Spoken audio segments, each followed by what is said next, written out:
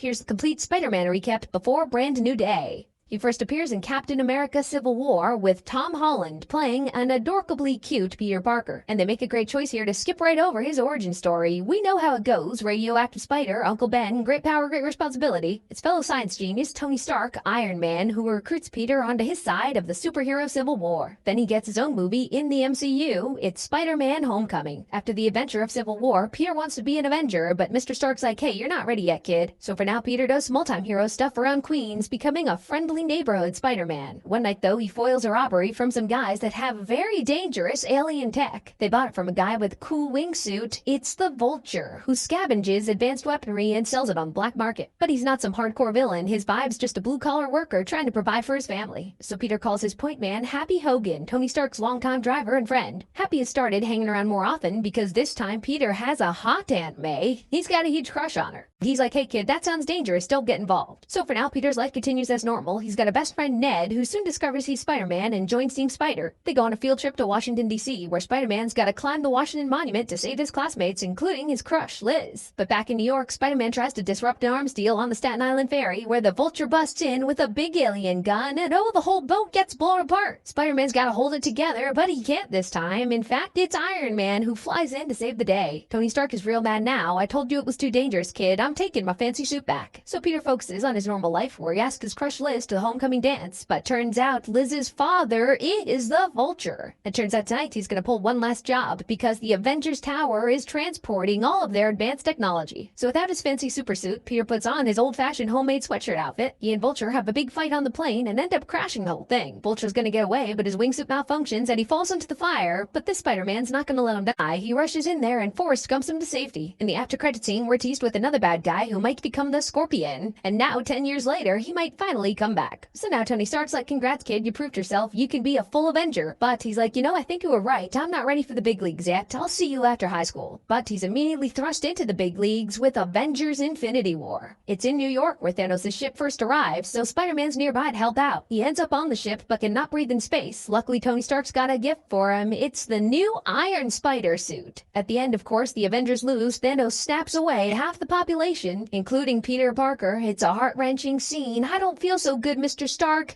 as Peter is dusted away, leaving Tony feeling guilty. But then in Avengers Endgame, the Avengers manage to bring back everyone who was lost, including our Spider-Man, who joins in the final battle and finally activates instant kill mode. But in the end, Tony Stark has to sacrifice himself to defeat Thanos and save the universe. And that brings us to Spider-Man Far From Home. Tony Stark's death weighs heavy on Peter. The world's looking to him to lead the Avengers now, but he's not ready. He just wants to be a normal teenager this summer, enjoying his school's European field trip and hoping to ask out his new crush, MJ. But their trip is interrupted when a giant water monster attacks Venice. Peter springs into action, but there's another superhero here, a new guy named Mysterio. Turns out Mysterio is Quentin Beck, a real great hero from a parallel Earth. His Earth was destroyed by these elementals, and now he's traveled here to help save this one. He and Peter gets talking. It's like, hey man, I don't want all this pressure yet. I just want to be a teenager. In fact, Peter has some more big pressure on him because Tony Stark left him a pair of glasses. They give him access to Edith, the entire arsenal of Stark tech, and he almost drone strikes his own bus. So now Peter's like, hey, that's too much responsibility for me. I'm just a kid. I can't be the next Tony Stark yet. But you, Mysterio, have proven yourself to be a great guy. You take the glasses and be the next Iron Man. So a weight is lifted off Peter's shoulders. But wait, what's this? The whole bar was a hologram.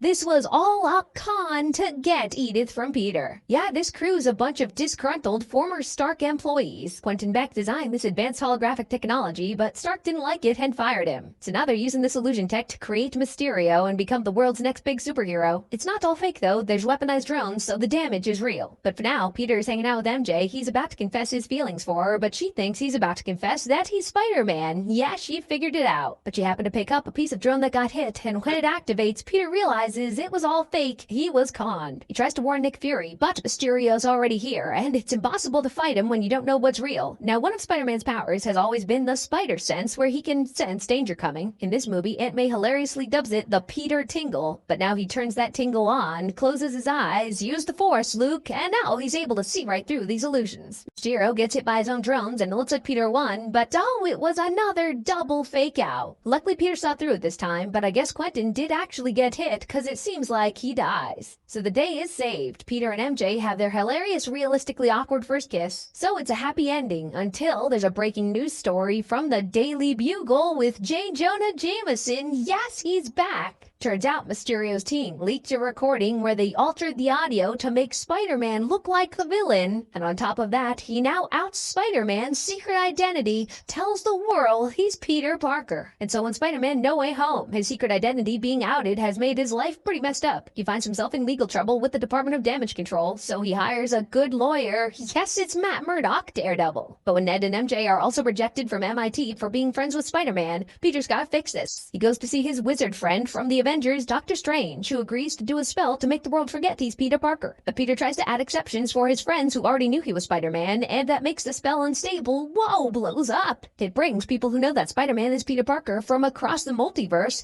including his villains from the old Spider-Man movies. Doctor Strange will finish the spell to send them back to their home universes, but as they get talking, they realize that they were plucked from the moment before they die fighting their Spider-Mans. And they were all actually good people who were turned into villains by their powers, like Norman Osborn, who has the Green Goblin as his evil Gollum split personality, so Peter resolves to cure them before sending them back. But Doctor Strange is not gonna wait, so Peter's gotta steal the spell from him. So it is a Spider-Man vs. Doctor Strange fight, where against all odds, Spider-Man manages to trap Strange in the mirror dimension. So Peter sets about curing these villains, and with the advanced Stark tech from this universe, it's pretty easy. But just then, the Green Goblin takes control. He uncures the other villains, and they have a big fight. Aunt May comes to help, but oh no, hit with the glider. She survives long enough to tell Peter he's doing the right thing by helping people. With great power comes great responsibility. And then now Aunt May dies. Meanwhile, Ned figures out how to use Doctor Strange magic to make a portal to pick up their Peter. But that's not their Peter, it's Andrew Garfield, the Amazing Spider-Man. Yes, they're all coming back, it's Tobey Maguire too. You can watch my All Spider-Mans recap to refresh your memory on those, but they're not coming back in Brand New Day. So it's hilarious as all three of our Spider-Mans become best friends, and it's a triple Spider-Man finale. Working together, they manage to cure all the villains, and Doctor Strange is going to send them home. But just then, the Green Goblin pumpkin bombs the spell, and boom! Our Spider-Man has his final fight with Green Goblin, and because he killed Aunt May, Peter's ready to kill him. But old Spider-Man stops him. Come on, Spider-Man doesn't kill people. And so instead, they give him the cure, and he's like, oh, I'm so sorry. But now the spell is way out of control. It's ripping open the multiverse. To stop it, they have to make people forget not just that Spider-Man is Peter Parker, but forget Peter Parker exists entirely. So Peter says goodbye to his best friend Ned and his girlfriend MJ, who share one last kiss, as Doctor Strange completes the spell and everyone's back to their own universes. And the spell worked. His friends don't remember Peter at all. At first his plan was to tell them all about it, but now the deceased are living happy normal lives without Spider-Man in it, he decides to leave. Yeah, they're better off without me.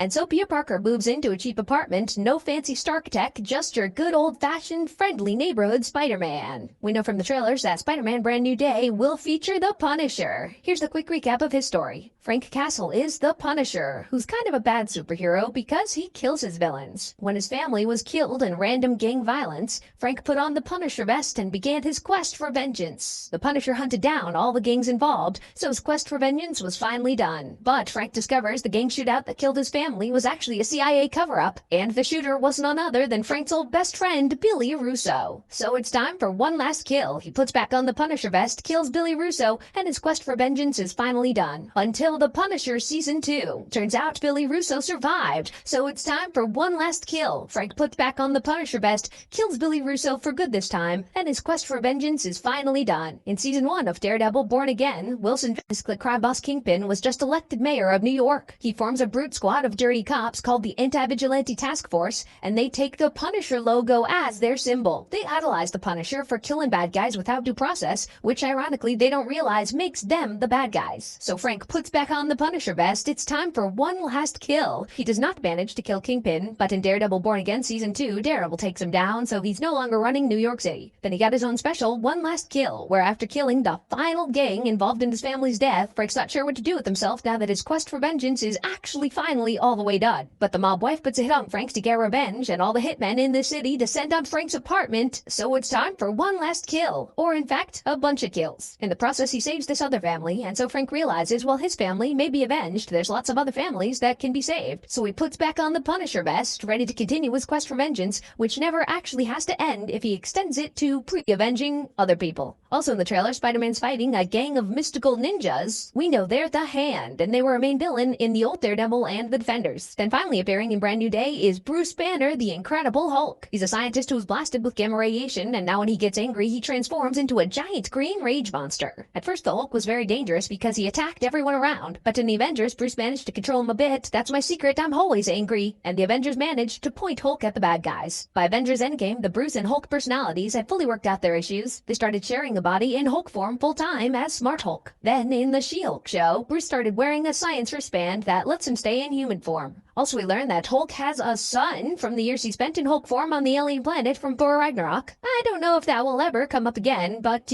watch out for that. So the Hulk is pretty well under control these days, but he's susceptible to psychic stuff, like in Avengers Age of Ultron when the Scarlet Witch brainwashed him and sent him on a rampage again. So we'll see what's up with him in Spider-Man Brand New Day.